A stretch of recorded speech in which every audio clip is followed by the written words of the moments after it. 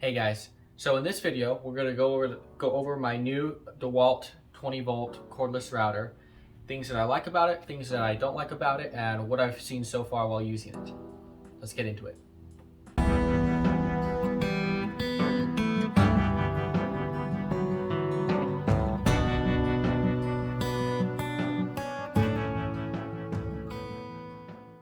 So first and foremost, on this router, you're definitely gonna want to get a 4 amp hour battery. I tried with the little black batteries that I have for my drills here that just came with that kit, whatever, and definitely was not enough power. And I kind of knew that already, but I wanted to see how far I could really reach with just that little black battery, and on Pine, man, it sucked. It really did. So I really suggest getting a 4 amp hour battery on that, and that'll truly reach the performance that you want for this router. All right, so here are a couple features I found that I liked on this Dewalt router. All right, the first thing I really like about this router is the adjustment system. So it's a twist adjustment system, which I personally like because you can really fine tune certain things without those other rack and pinion systems where they're just a little bit wonky. There is no give or movement in this system. So in order to adjust the system, first you're opening your lock right here, and then now you're able to twist here, and you'll be able to see this router bit disappear and appear as I'm moving it up and down. So that's all by fine tuning it and screwing it to adjust the depth, the height of it all. Second feature I really like is this variable speed. So why would you need a variable speed on a router? When I first started using a router at work, they only had one speed, and I like that because I'm like, turn it on and go. But variable speed is actually very useful in router technology. Here's why. Say you have a bigger bit on here. Say you have, this, you can't really go too big with a 1/4 inch, but say you have like a larger bit on here. You really want to slow down the router. Here's why. That big bit is moving with such force that it's taking out a huge chunk of material, and you're gonna want to go slow in order to get the smoothest cut. And here, while also physically pushing this slower through the material, you can also lower the speed, and that will help you produce a cleaner cut. On a smaller router bit, you can speed it up a little bit. I keep it probably around a 5, or I keep it around a 5. That's what I found to be cut pretty well. This is a Roman OG bit. This is something I used on the desk build, which you might see in this video, but the video already came out and I've already delivered it to the client for that build. But this is the bit that I used in this. Third thing I love in this router is the EBrake on this. Dewalt and Milwaukee and a lot of other tools nowadays, like the circular saws, they all have this EBrake feature, and Dewalt also features this EBrake feature. Now, what I really like about the EBrake feature is the fact that when you're turning off this router, when you hit the off button, it's off.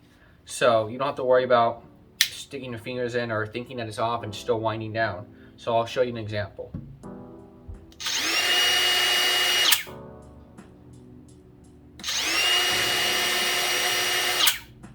You see how quick it just stops instantly, and I love that. It's such a huge safety feature, but also it's it's just so much more convenient to just turn it off and set it down, and then you're done. You don't have to worry about moving your hands around it and I just gotta wind down or whatever. I love that feature.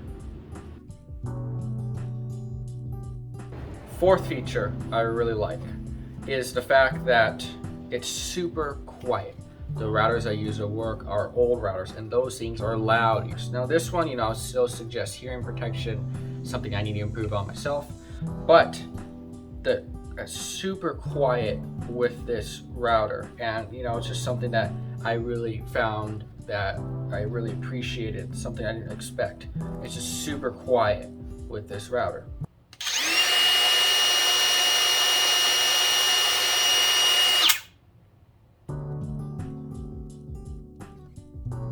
Okay, the fifth thing, and probably the final thing that I found I really like about this router is the fact that this shoe is I love the fact that it's kind of got this lip here. So that when I'm feeding it through material, I can kind of keep my hand right here if I want to and kind of just push that way. It's safe. It's got a nice base that I'm able to keep stable along the edge of my material that I'm going to be trimming. I really like that. And in addition, you know, it's got some extra holes that are custom. You know, you can screw in different things, different mounts or whatever, and I really like that about this. So I used it for drawer fronts, and then I also used it for the tabletop, and I found it worked perfectly for that. I wouldn't change it at all.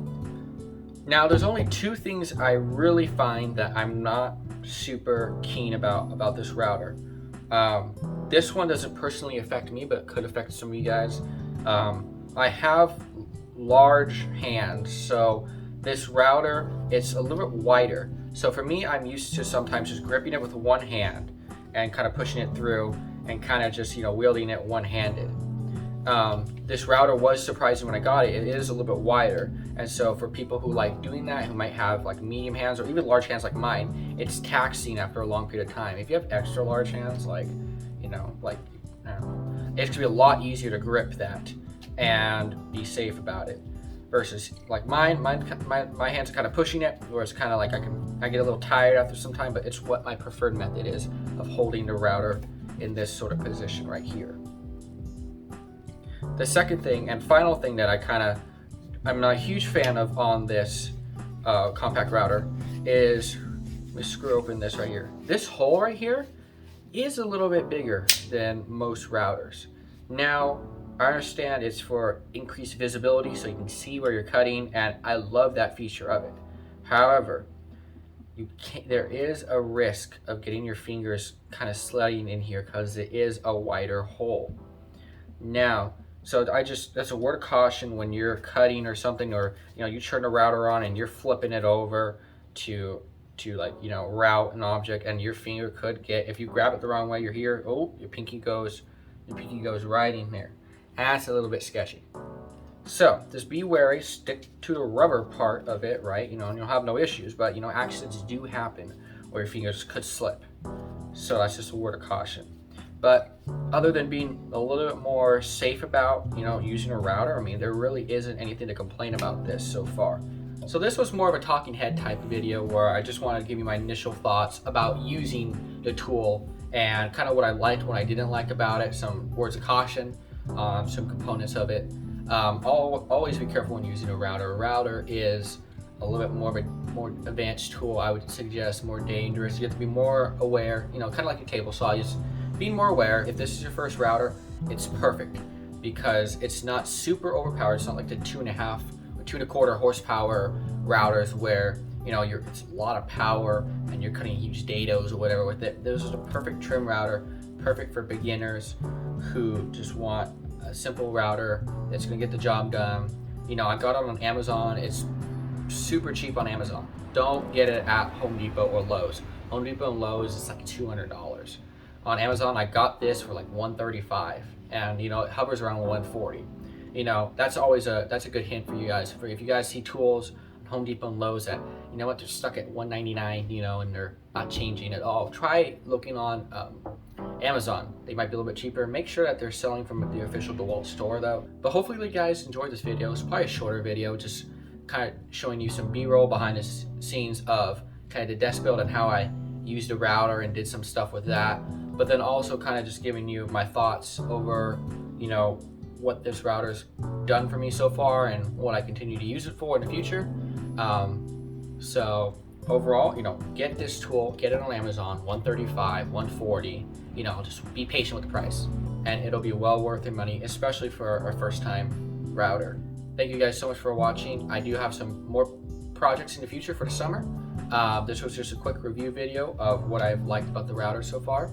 If you guys have more questions about it, some, you know, on Amazon I'll have some links to different battery kits, sets that are cheaper that I would suggest, again, 4 amp hours minimum on this router, and I definitely think that it will perform more than you'll need for just awesome compact router.